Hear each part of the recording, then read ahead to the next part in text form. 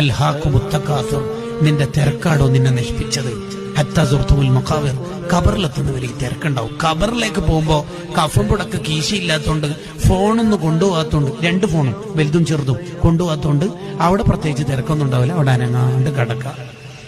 ഇനിയൊരു മീറ്റിംഗ് നിനക്ക് ജീവിതത്തിൽ ഇല്ല, ഇനിയൊരു സ്വലാത്ത് മജ്ലിസ് ഇല്ല, ഇനിയൊരു സുബ്ഹ് നിസ്കാരമില്ല, ഇനിയൊരു തസ്ബീഹില്ല.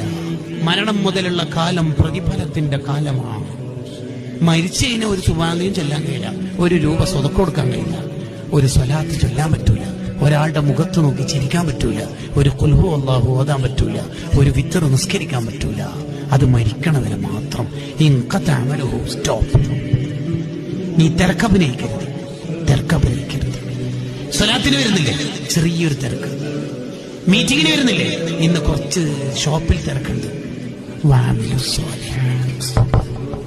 പണിയെടുക്കണം.